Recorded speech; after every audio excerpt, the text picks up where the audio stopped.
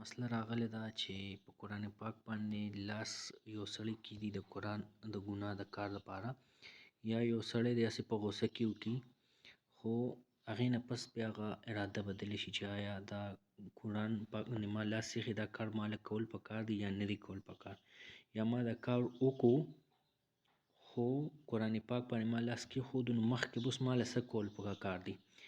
نو د دې باره کې ما مولوي صاحب سره خبره کړې ده، بلکې ډېرو مولانو سره چې کوم مختصر خبرې دي، نو تاسو وورئ او د قرآن باره کې د قسم باره کې چې کوم مسله ده په دې باندې ځان پوه کړئ. دا مسله بالکل څه سیاسي نه ده، په دې ځان پوه کړئ. په دې مسله زه هم نه پوهېدم او یقینا چې تاسو به هم نه پوهېدئ. په دې مسله ځان پوه کړئ، مخکې کسانو سره شیر کړئ، او چې دا کوم مسله ده نو کیدای شي زه هم په غلطه یم، کیدای شي زموږ نه استاد جي هم نه، انسان د غلطي دې کېږي. تاسو بیا چې کوم د جومات امام دی، د چې کوم مولا باندې ستاسو اعتماد دی، په کوم عالم او مفتي باندې، تاسو هغه سره په دې باندې خبرې کولی شئ.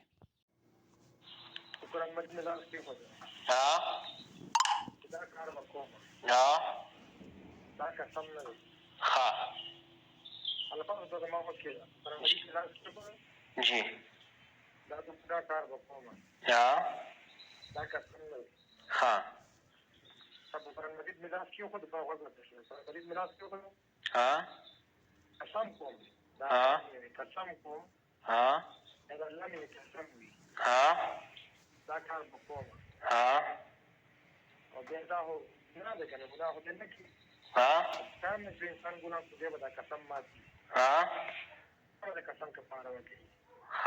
اوس دا پته نه شي تاسو سره د قسم ویلي دي یا نه دي ویلي، یا صرف هسې لاس یې کړی چې سره دا کار به کوم، نو بیا قسم نشته دی. او نه دا خلک د قرآن ډېر یریږي که نه، نو د قرآن دغه نشته چې لکه د اوس په قرآن چې ته لاس کېږدې که نه صرف په قرآن لاس کېښودو سره قسم نه راځي، هغه الفاظ به د قسم وایي. کو یو سړي چې الفاظ نه یې ویلي که نه، قسم یې نه کړی، هغه وایي چې یاره زه به تا له دا کار کوم، نو هغه بیا تر هغې نه رستو کېدی شي، رستو کېدی شي، قسم نه شو که نه. ګوره په قرآن کې لاس کېښودل به تا له دا کار کوم، تا بل له باور ورکړي، دا قسم نه خو تا بل له باور ورکړي، اعتماد دې ورکړي، دا قسم نه دی که نه. بلکل قرآن لاس کېږدي یا لاس نیسي مه کوه چې دا قسم دی په الله باندې، یا قسم کوو په قرآن باندې، نفس لاس کېښودو سره قسم نه راځي. صحیح دی جي، صحیح ده. نور تاسو خیر جي موږ سره رابطه وکړئ. نو بس اول خو ستاسو اعتماد ته سلام کوم. ستاسو د مسلې حل خو دا دی چې اول خو ګناه ولې کېږي، دا خو د مسلمان شان نه دی چې دی به ګناه کوي. اول په ګناه باندې قرآن ولې کوي، نو دا خو بالکل عظیم ترین جرم دی، انتهایی جرم دی چې ګناه هم کوي او په ګناه باندې قرآن هم کوي چې داسې به کوم، نو بالکل د ګناه حد کراس کول دي. ټیک شوه. بله خبره دا چې د په ګناه باندې قرآن وکړه که نه، دا ګناه به هم دی نه کوي، او دا قرآن چې د بې ځایه کړی که نه، د دې کفاره به هم ادا کوي. ټیک شوه.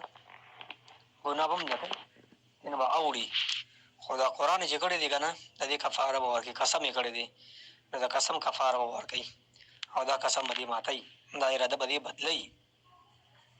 دې د قسم پوره کولو دپاره ګناه نه شي کولی چې قسم سر ته ورسوم راشي ګناه دې وکړم. د قرآن کړی کې قسم کړی دی او په ناجایزه باندې کړی دی، دا قرآن قسم به دې ماتوي او د دې قسم کفاره به دې ورکوي.